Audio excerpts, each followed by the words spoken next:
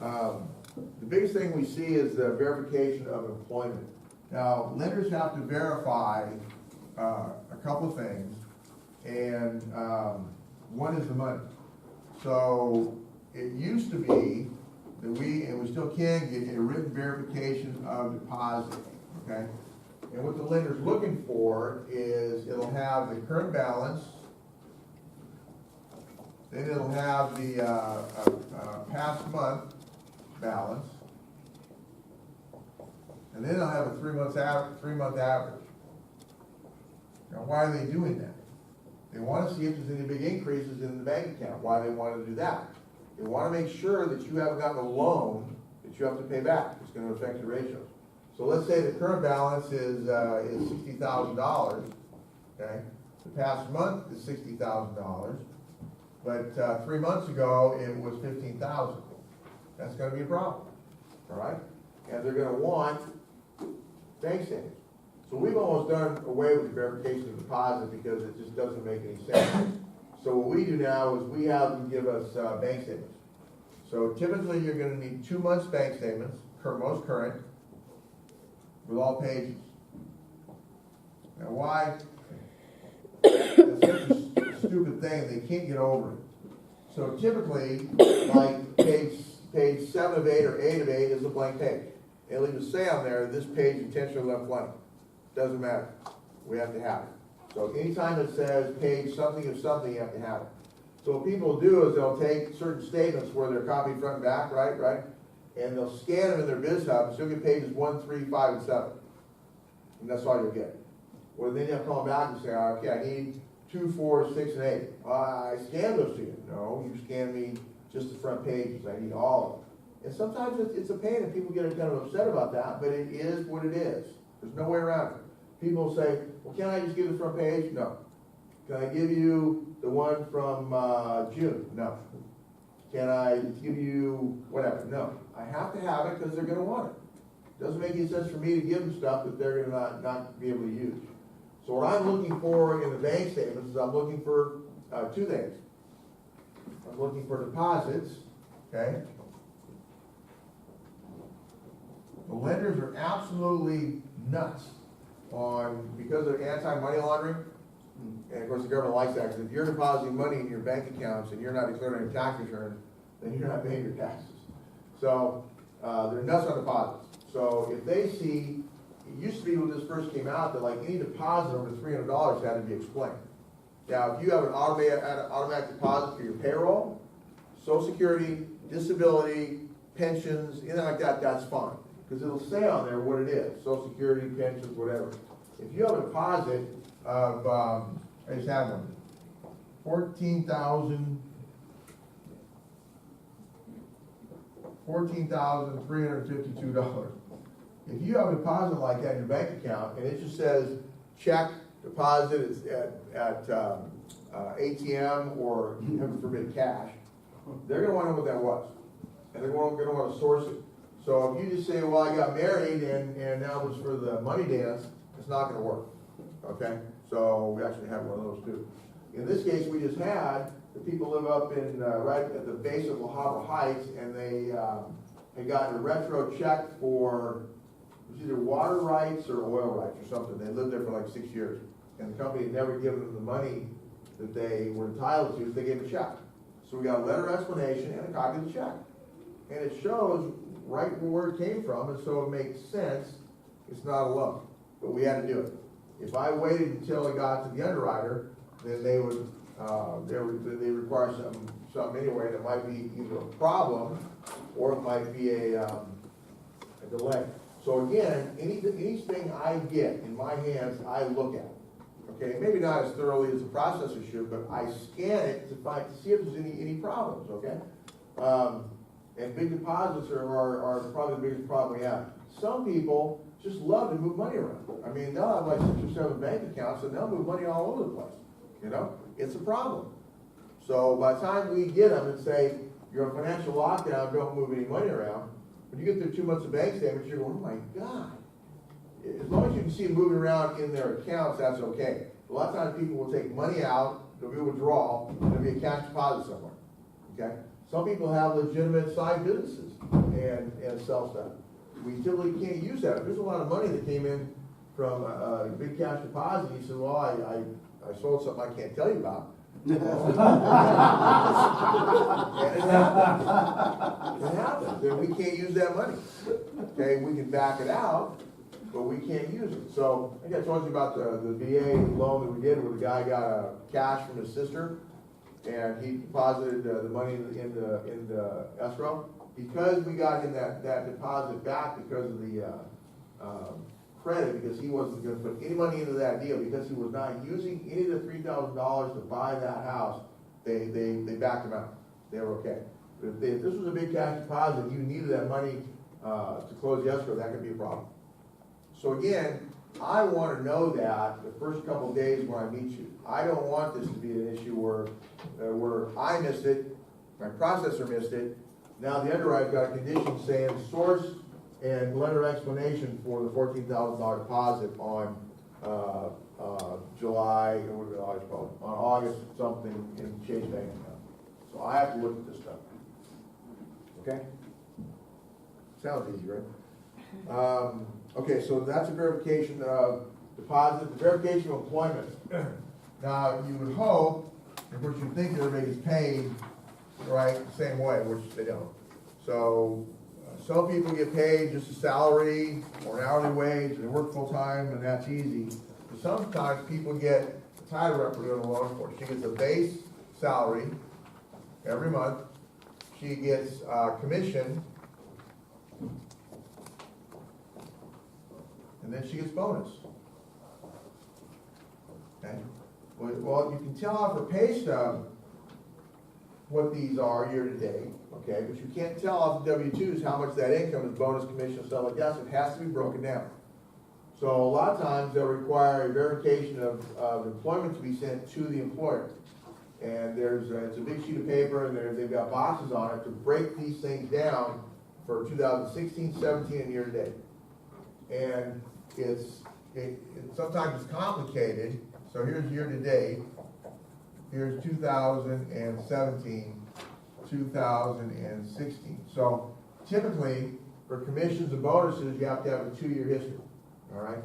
So let's say that in 2017, her commissions were $150,000, okay? And in 2016, let's do it the other way. Let's say that 2016, good year, $150,000, okay? In 2017, $65,000, okay?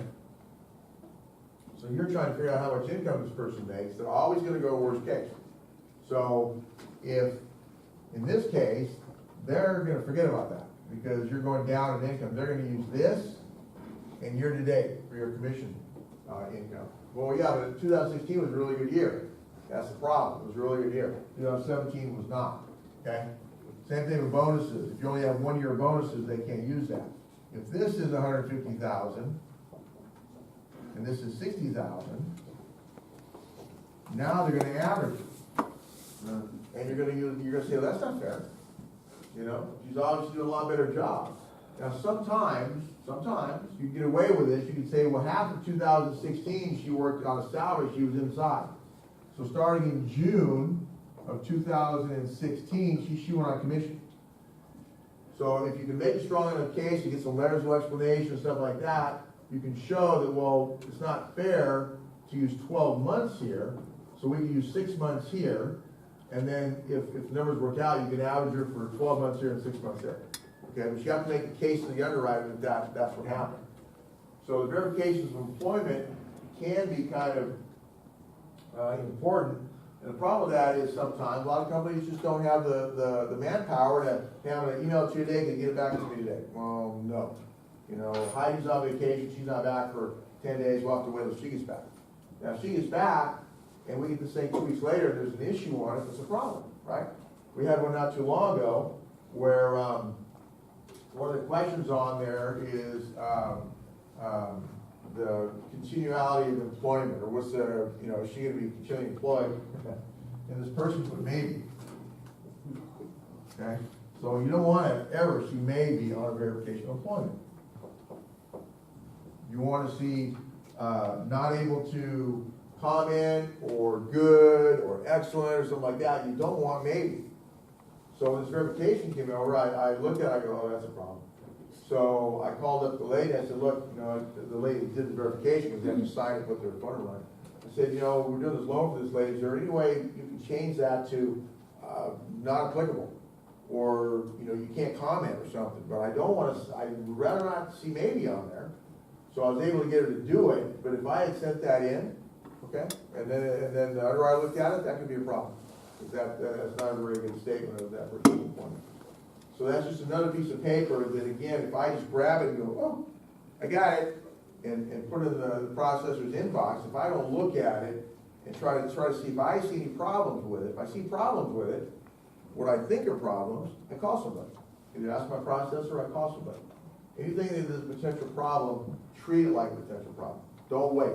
Better to have somebody tell you no problem than to have it jump up and bite you in the church later on. Questions? You okay? Was processor, underwriter, and what else is the right? You know what? Who else looking at this stuff? It originates from you, Yeah. and then goes to the processor, Processor? underwriter, Right. and then, Then we get to another chapter. oh, We're moving that way.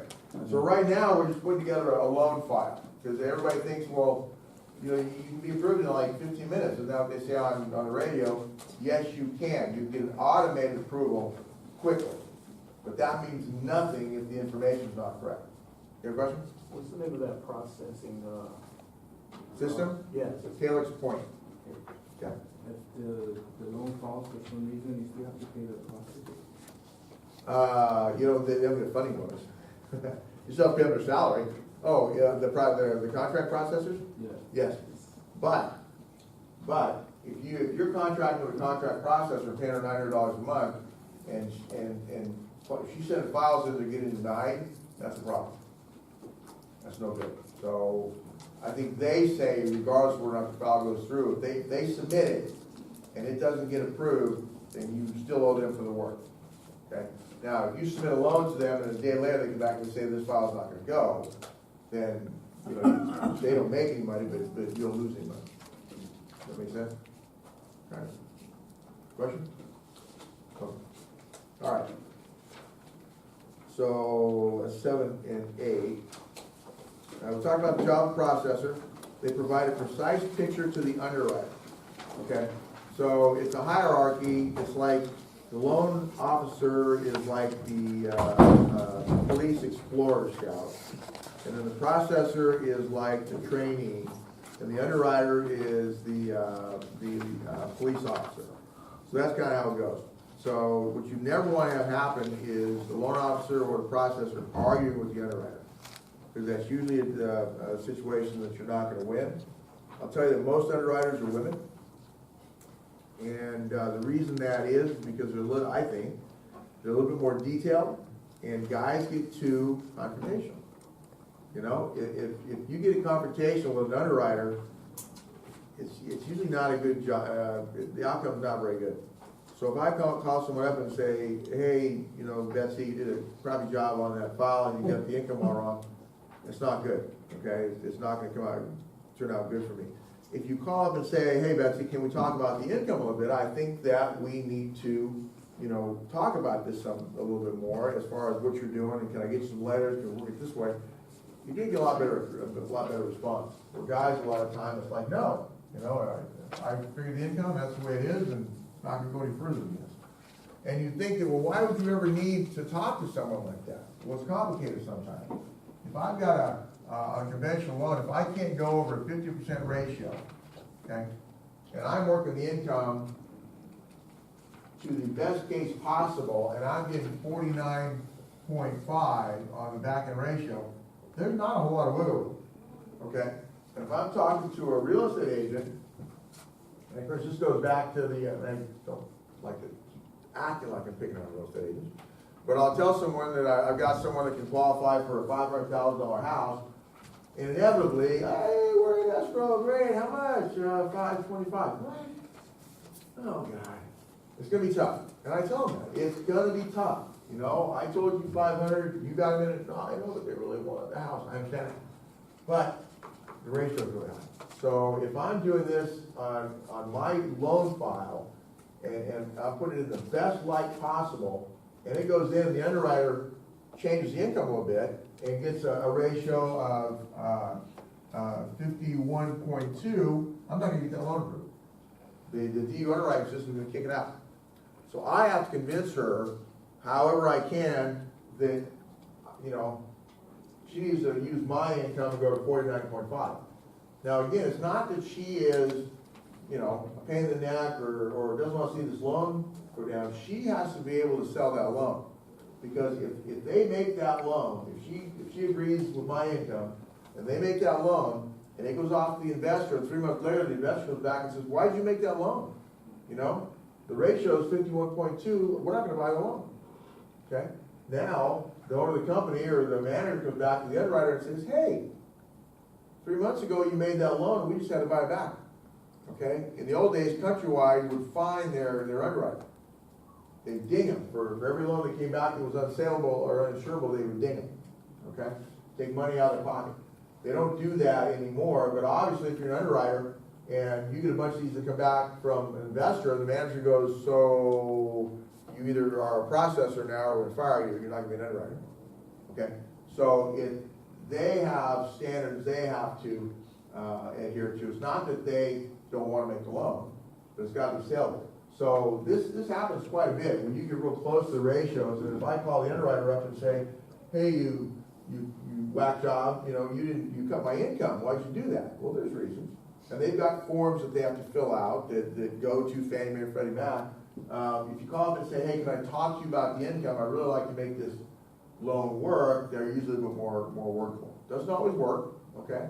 But it's a lot better than calling up and starting with the F-bombs and then having to hang up on you. That never works out well. So, the job of the processor is to provide a precise picture to the underwriter, address any problems or omissions, okay? It's usually a good idea to have a cover letter. If you have a file with some issues on it, you write a cover letter to the underwriter and explain to her what's going on, okay? Got to be aware of program guidelines, okay? If I submit a loan with a bankruptcy 3 years ago on a conventional loan, it's going to get turned down, okay? Because it's 4 years on a conventional loan.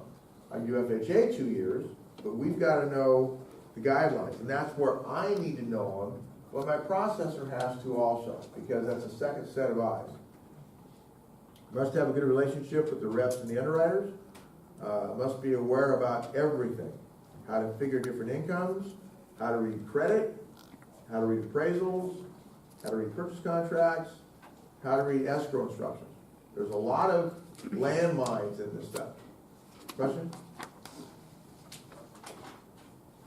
Your question? Okay, good. So there's a lot of landmines in this stuff. Real easy example. So you got a purchase contract, and typically you can't rent back a property for more than 30 days. Like if I'm buying your property and you haven't found a house yet, but you want to sell your house, you say, hey Scott, you go ahead and buy my house, but we get to rent it back for 30 days. Which is kind of scary because you got somebody living in your house, right, that knows what's going to do it. They can tear it up, you know, blow it up, whatever. But that happens quite a bit where there's rent backs, all right? So if on the purchase contract, I don't notice that it says someone's going to rent back for 120 days, that won't work, okay? And the underwriter's probably going to catch it, almost definitely going to catch it. So now they come back and say, well, we have a problem. We have a rent back, oh gosh, we didn't mean to say that. It's only supposed to be like 30 days, wink, wink, wink. So we'd have to get an addendum to the purchase contract, and then we'd have to get an escrow amendment saying 30 days because we made that mistake. Now think about that. If you're the seller and you need 120 days to move for whatever reason, you're moving to Arkansas or whatever, and that was your understanding of the deal, that's why you sold the house to somebody. Now, halfway through the transaction, the real estate is coming back to you and saying, wait, you have to sign an addendum now saying that you're only going to rent back for 30 days. And the seller goes, no, that's not what I agreed to. And of course, real estate agent says, well, it's only on paper, don't worry about it. You're still gonna rent back for 120 days. But I signed the thing, I'm signing the thing for 30 days, so after 30 days, if the buyer wants to, they kick me out. I'm not gonna do it. Well, now we have a problem, because the underwriter's not gonna take 120 days, the seller's not gonna sign the paperwork for 30 days, okay? So you come to loggerheads, they've gotta negotiate on it, and usually money you have to throw at somebody. Now, unfortunately, what happens sometimes is you will get signed paperwork from the buyer and the seller that the amendment's done. Okay? And a lot of times the buyer and the seller don't know that they made an amendment. Okay? Not that there would be fraud going on, but it happens all the time, and that's what lenders are very concerned about.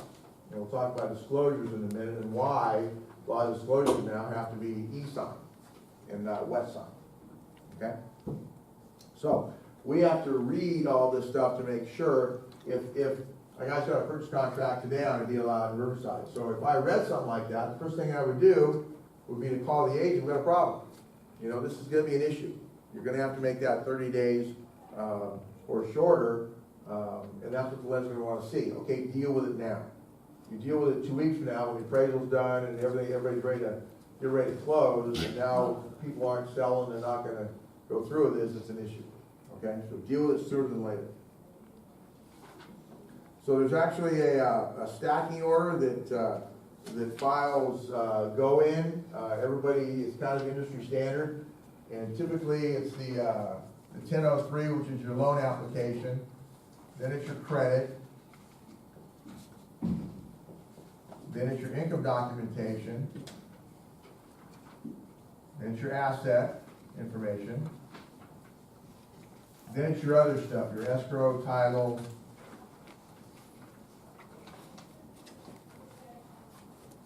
and appraisal.